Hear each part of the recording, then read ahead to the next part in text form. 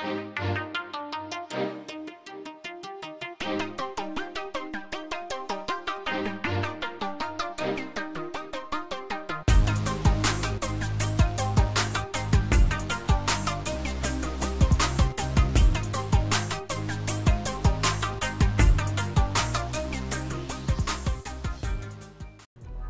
and welcome back to InnerSpawn's EDH. As always, I'm your host Albert, and today I'm glad you can join us for another great Commander gameplay video.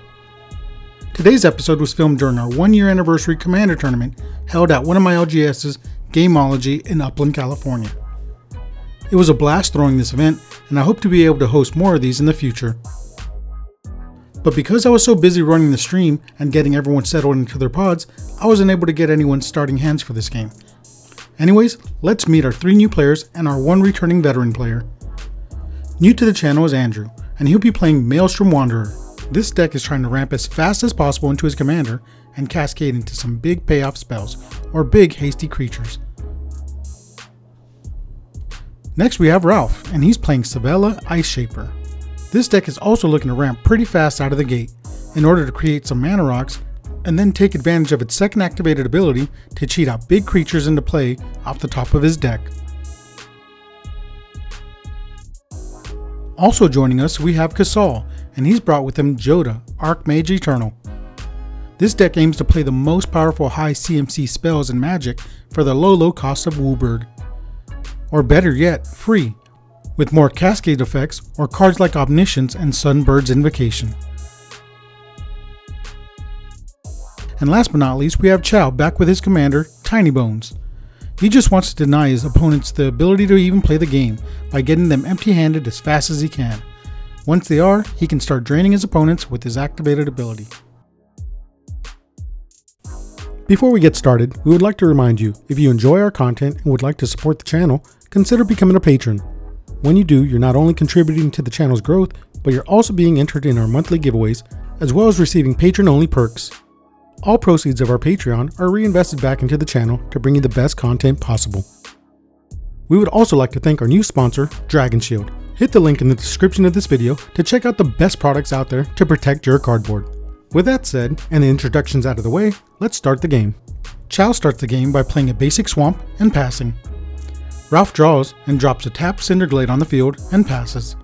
Andrew plays an Arid Mesa, pays 1 life to sacrifice it, and searches up a tapped Ketrio Triumph to the field, then passes. Chau then plays a Mystic Monastery, and passes. Chau plays another swamp, and taps out to cast his commander, Tiny Bones, Trinket Thief. Ralph then starts his turn playing a Fabled Passage, and tapping the Cinderglade to cast a Shadow Spear. On his end step, he sacks the passage to search up a forest into play. Andrew then plays a mountain and taps it to cast a Soul Ring. He then taps the Soul Ring and the Triumph for green mana to cast Recross the Paths. Alright, reveal cards until I hit a land. The land goes into play, then I clash, and if I win the clash, it comes back. What is a clash? You reveal the top card in your library. I'll clash with the Tiny Bones. Oh.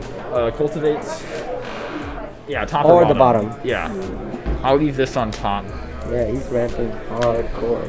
I am trying. Chau then plays an Exotic Orchid as his land for turn, and then casts a Sakura Tribuilder. Chau then plays another swamp, and taps all 3 mana to cast a Burnished Heart. Ralph misses his land drop this turn, and taps out to cast Goblin Engineer. As it enters, he searches up a Soul Ring and puts it into his graveyard. He then ends his turn. Andrew starts his turn off by continuing to ramp, casting the Cultivate, grabbing an island to the battlefield and a forest into his hand, which he then plays. After that, he casts Recross the Paths again, this time finding a Rootbound Crag and again choosing to clash with Chau. Andrew loses this time and Recross the Paths goes into his graveyard. Chau takes his time to sacrifice the Elder to find a forest and put it onto the field. He then starts his turn and drops a basic mountain down as his land drop. Chau then taps out and casts a Smothering Tithe and ends his turn. Chau starts by drawing and not paying for the Smothering Tithe. Ralph then hands Chau a sweet treasure token by RK Post. Chau then just plays a land and passes. Ralph draws for turn, not paying the tithe tax. He plays a mountain and then activates the Goblin Engineer, sacrificing the Shadow Spear to return the Soul Ring to the battlefield. After that, he taps out to cast his commander, Svella, Ice Shaper. With nothing else, he passes. Andrew untaps and draws, also refusing to pay the tithe tax. He then taps out to cast his commander, Maelstrom Wanderer. He finds a Basalt Monolith off his first cascade, and a Hedron Archive off the second trigger. He then plays a Reflecting Pool as his land for turn and passes. Chau starts off by playing a tapped Godless Shrine, but quickly changes his mind and shocks it in instead, taking 2 damage. He then casts his commander, Jodah, Archmage Eternal.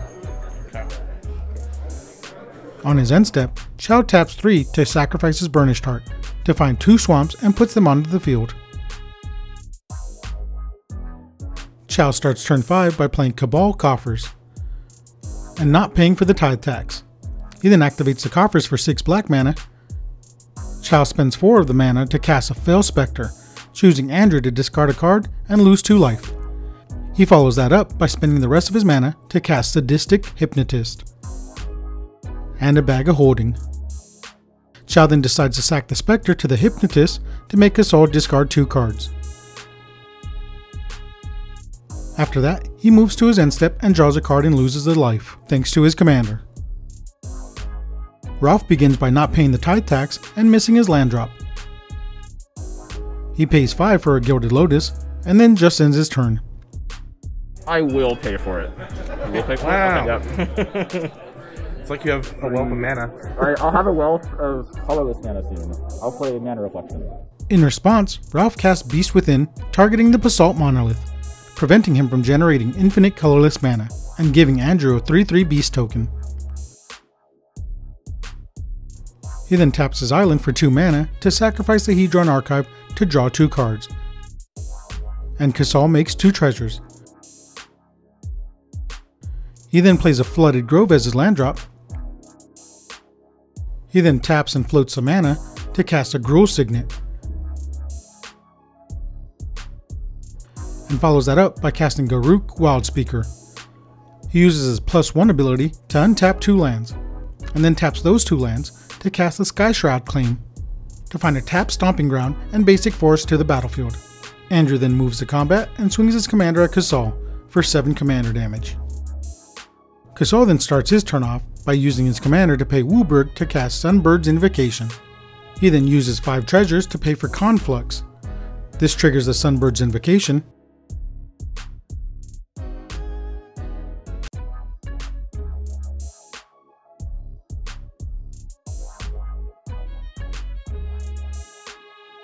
he then finds and plays a Prismatic Bridge. After that, he chooses his Conflux cards, choosing Omniscience,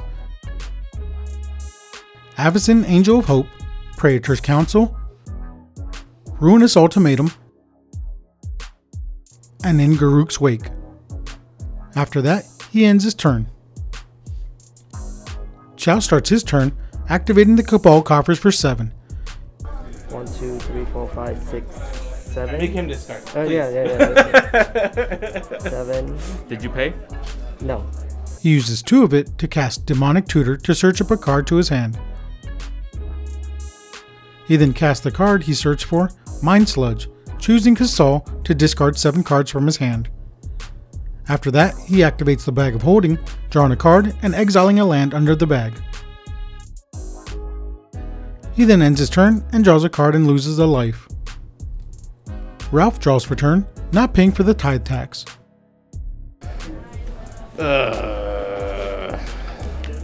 You know what? I'm just gonna pass. Go ahead. Andrew draws and pays the tithe tax. He then plays a Raging Ravine as his land drop, and after that, casts a Great Whale, tapping and untapping the lands he would have used for it. He then moves to combat and swings his commander at Ralph, and the whale at Chau. Well, I'll take 5. Okay, I'll take 7. You don't want to activate and try to block and kill my Wanderer? No, absolutely not. Okay. You can't convince me to put your commander back in your tap command for zone. 6 blue. I'll play Walk the Eons with flyback, sacrificing 3 islands. It's an extra turn still. And then I guess I'll just replay it again. If I take 2 turns. Draw. You take 2 turns? Yeah. Are you going to pay Smothering Tide? Yeah. I'll attack you for 7 and you for 5. I'll chump with my 3. Goblin Engineer. He then moves to his second extra turn, again paying the tithe tax, and drops a Castle Garenbrig as his land for turn. 15, 16, 17, 18, 19, 20. I'll activate Raging Raheen 5 times in the tax. Okay. That's all. I'll attack you for 8. You for 8, and Ralph. Ralph responds by activating his commander. These are not the spells I wanted to hit. I'm going to be taking it. He chooses a Thran Dynamo from the bunch and casts it.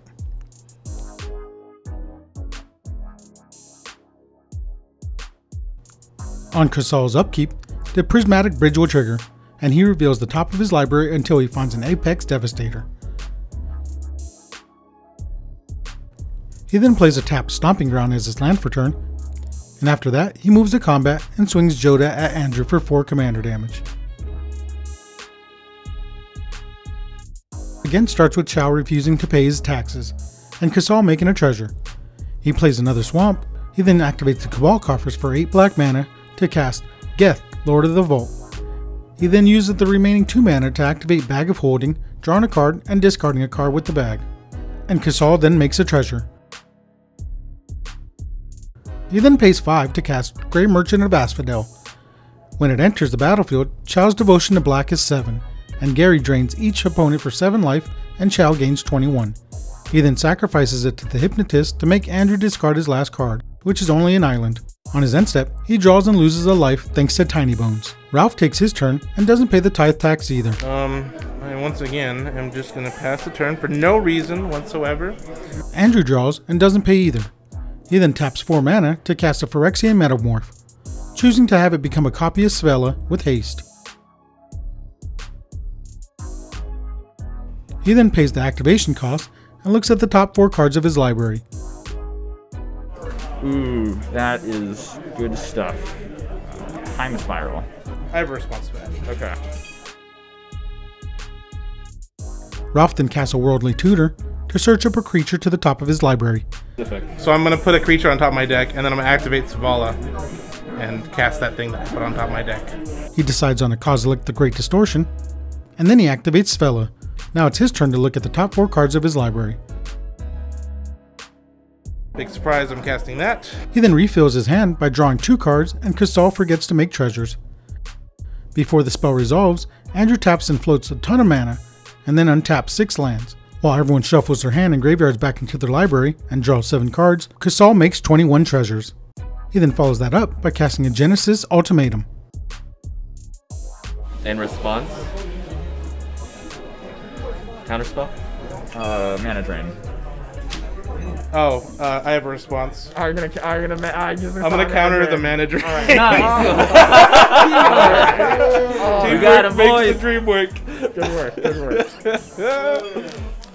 Kasal has a Sunbird trigger for 2, and no surprise, doesn't find anything he can cast. Andrew then plays a Kessig Wolfrun as his land for turn. He then moves to combat and sends his commander at Ralph. Ralph then blocks with his 12/12 Kozilek, I unfortunately have to block that because I have 14 commander damage on me. but before damage, Andrew activates his Kessig Wolfrun to give it +12/+12 and trample, dealing the last 7 commander damage to Ralph. The Maelstrom Wanderer does die and gets sent back to the command zone. We have a problem, guys. Well, sorry guys, I did what I could. Well, I think you're the problem now, but pass. On your end step, On his end step, Kasal flashes in a Jin Kataxis, Core Augur, making Andrew discard his hand.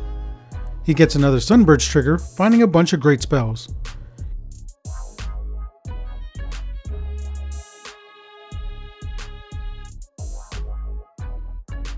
Perfect. Conflux? Oh no. Yep. Hello? I'm back. Uh-oh. I think you maybe should have not killed me. Yeah, I should have killed him instead. Unless he had an instant or removal or counter removal spells. He chooses Avacyn Angel of Hope, Omniscience, Ruinous Ultimatum, Ingruk's Wake, and Praetor's Council again. After that, he starts his turn with the Prismatic Bridge trigger. He eventually finds a Myojin of the Seeing Winds and plays it.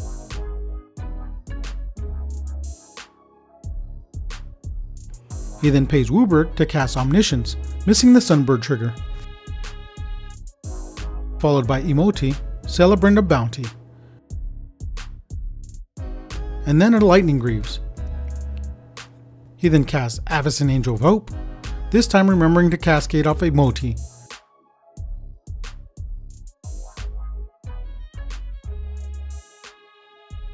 He then finds a Cruel Ultimatum, choosing Chau to sacrifice a creature, discard 3 cards, and lose 5 life.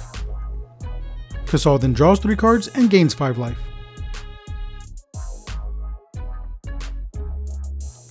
After that, he casts a Ruinous Ultimatum to blow up everyone's boards, and gets a Cascade trigger from it.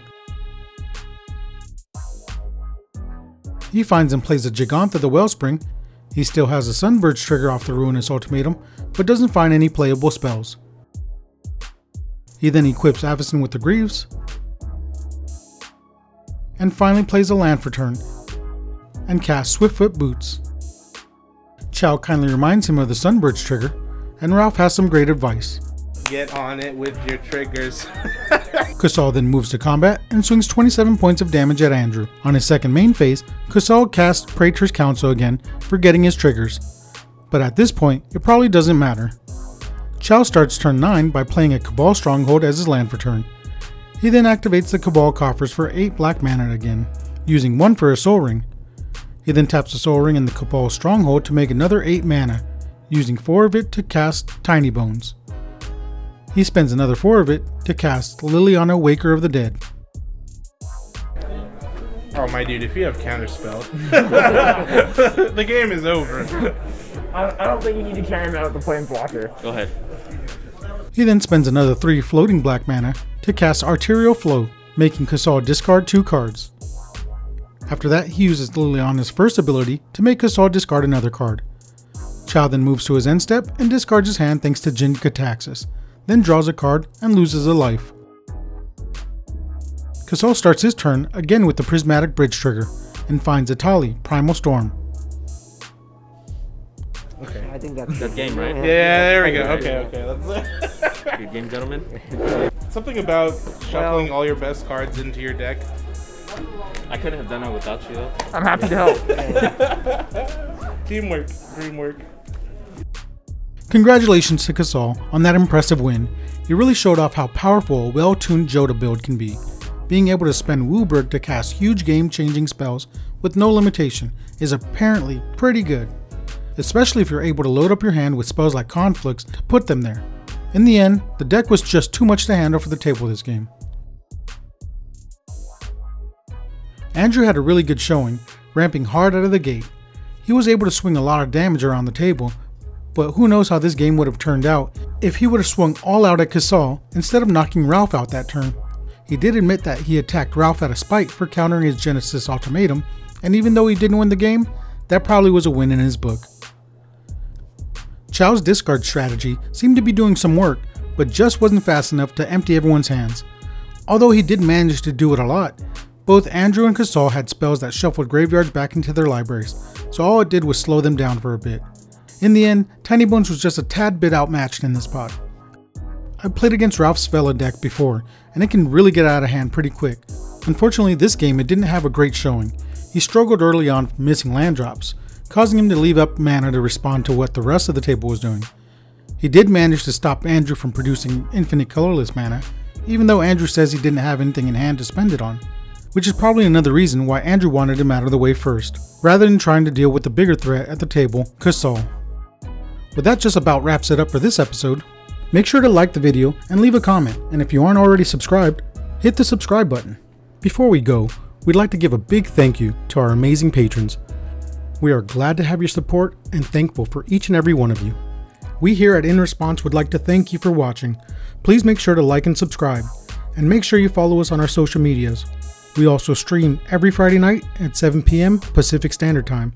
Thank you for watching. Have an awesome day.